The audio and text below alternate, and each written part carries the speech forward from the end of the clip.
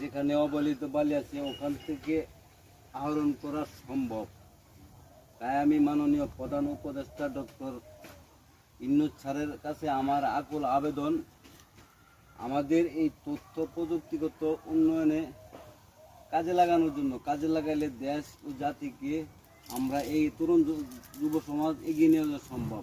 তরুণ যুব সমাজকে, দেশ ও জাতিকে এক ধাপ এগিয়ে নেওয়া সম্ভব। তো স্যার, আমার আকুল আবেদন জানাচ্ছি, আমাদের এই যুব সমাজের বেকারত্ব দূর করার এবং অবহেলিত যেখানে বালি আছে ওখান থেকে আহরণ করে কাজে লাগিয়ে সম্ভব। বুয়েট থেকে পরীক্ষা করে আয়রন, টিউটোরিয়াম, silicon, magnesium, magnesium, zirconium, aluminium, calcium, zinc এই ধরনের উপাদান পাওয়া গেছে। তাই আমি আমার এই বাসার মজুত করা খনিজ সম্পদ বিনিয়োগ করার জন্য আহ্বান জানাচ্ছি বাংলাদেশ বিনিয়োগ উন্নয়ন বিটা নির্বাহী চেয়ারম্যান বরাবর। আজও পর্যন্ত আমাকে কেউ সহায়তা করে নাই। আমি স্যার কারো কাছ থেকে সহায়তা চাচ্ছি।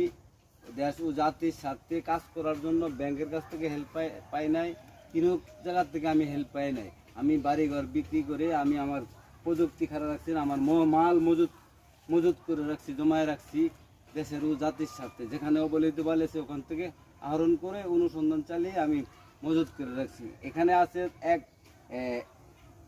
2 গ্রাম ডেজার কাটার বালু, 2 গ্রাম বা আছে মিনারেল আছে 1 কেজি বালির থেকে।